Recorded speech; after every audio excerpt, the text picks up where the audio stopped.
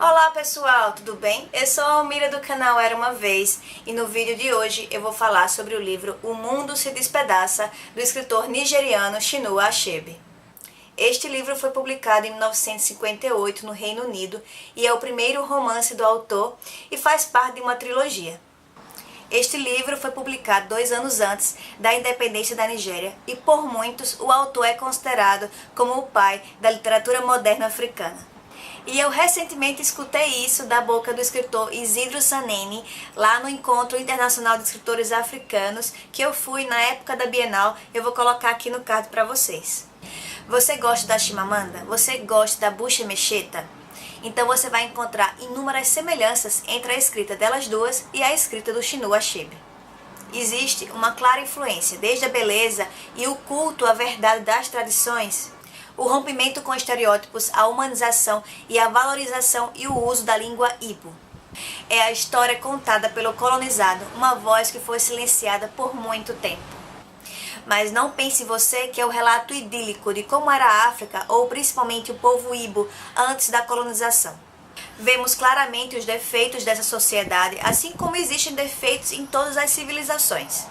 Mas o livro é sobretudo o rompimento do equilíbrio após a chegada do colonizador, em que ele fala que tudo aquilo que você acredita ou é imoral, ou ilegal, ou ridículo.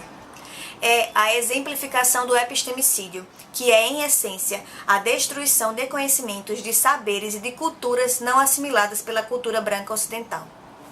Este é o primeiro livro da trilogia sobre a vida e a cultura nigeriana.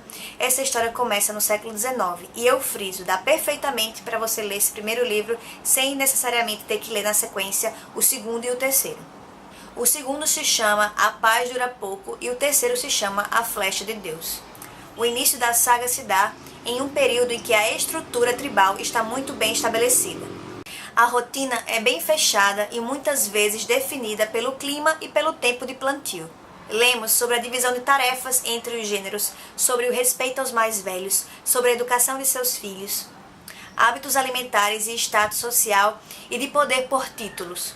E o seu título de poder dependia muito de quem você era, do quanto você trabalhava, do quanto você era produtivo e de quanto inhame você tinha estocado no seu celeiro. De modo simples e poético, acompanhamos a trajetória do Okonkwo, que é, ao mesmo tempo, herói e anti-herói na história.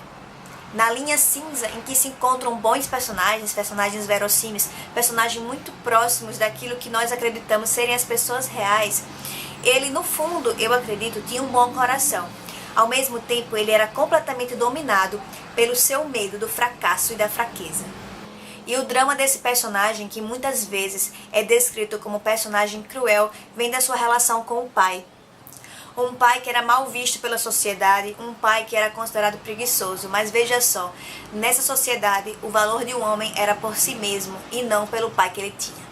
E depois que nós já estamos habituados com a rotina e com a vida dessas pessoas, aí chegam os colonizadores.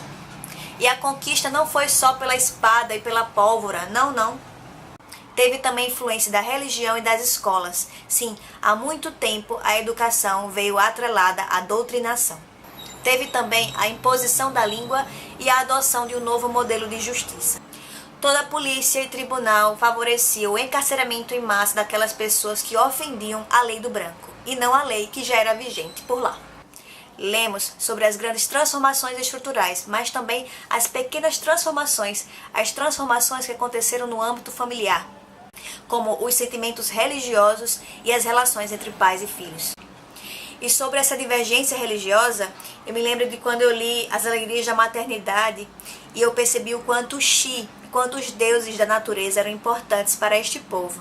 Inclusive, no livro O Mundo se Despedaça, existe um diálogo incrível entre um homem de grande sabedoria do povo Igbo e um líder religioso. Foi uma das poucas vezes em que eu vi um debate respeitoso sobre verdades absolutas. Outra coisa que perpassa a obra é o culto à contação de histórias, à oralidade. E isso eu também vi na palestra do Sani, lá no Encontro de Escritores Africanos. Eu achei especialmente tocante ele conseguir passar essa tradição oral de uma forma tão bonita no texto. Uma coisa que muito se discute atualmente, especialmente com o sucesso da Chimamanda, é a estrutura patriarcal na África. E eu concordo com ela e discordo de alguns palestrantes lá do encontro. Tem-se sim uma ode à maternidade. Logicamente que a matriarca ela tem uma importância gigantesca dentro de uma família. Mas ao mesmo tempo a mulher só é importante enquanto tem filhos. O filho nessa sociedade pertence ao pai, carrega o nome dele. E a mulher ela vai para outra família e recebe o sobrenome dessa família. Outra coisa que fala que uma mulher não é tão importante assim é a expressão Agbala. Agbala tanto pode significar mulher, quanto Agbala pode significar mulherzinha, no contexto que nós usamos aqui mesmo, no contexto de desqualificar algo feminino como algo menor ou menos importante. E assim, um homem sem título era menos homem e assim chamado de Agbala ou mulherzinha. Ao mesmo tempo, eu não posso afirmar que é um pensamento do autor, mas eu compreendi como um retrato da sociedade como ela é. Olha só esse trecho sobre um personagem. Era desse tipo de histórias que Nioi gostava. Agora, contudo, ele sabia que eram fábulas para mulheres tolas e para crianças. E também sabia o que o pai esperava dele quando se tornasse um homem. Por isso, fazia de conta que já não se interessava por histórias de mulheres. E quando adotava essa atitude, via que o pai ficava satisfeito e não mais o repreendia, nem o espancava. Outro trecho importante sobre a situação da mulher é esse. O lugar de um homem é na terra natal de seu pai, quando tudo lhe corre bem e a vida lhe sorri. Mas quando vem a tristeza e a amargura, ele encontra refúgio na terra natal de sua mãe. A mãe ali está para protegê-lo. Ela foi enterrada ali. E é esse o motivo que nos leva a dizer que a mãe é suprema. Inclusive as meninas que estavam comigo lá na palestra escutaram essa expressão, Neca, mãe grande, mãe suprema. Outra coisa que eu amei nesse livro são as comparações e analogias. Olha só essa expressão. Era como jogar grãos de milho dentro de um saco cheio de buracos.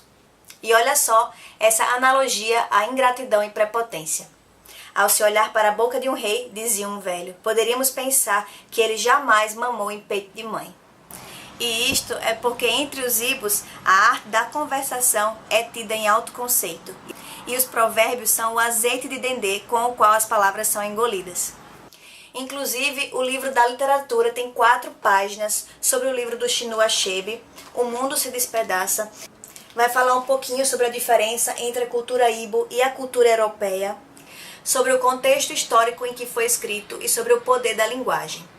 Inclusive, uma coisa que a Bárbara, do canal Baby Barbari, me perguntou é se as palavras em Ibo são facilmente assimiladas no texto. E eu digo que sim, eu gostei ainda mais de como foram utilizadas as expressões do idioma Igbo no livro do Chinua Achebe, ficou de fácil compreensão, não precisou pesquisar na internet, muito pouca coisa eu pesquisei na internet, ao mesmo tempo em que ele usou diversas expressões. Então sim, dá para você fazer essa mistura sem diminuir a compreensão do leitor. Espero que eu tenha conseguido instigar vocês a ler esse livro maravilhoso. Se gostou do vídeo, por favor, deixe seu joinha, se inscreve no canal e compartilha com os amigos. Obrigada!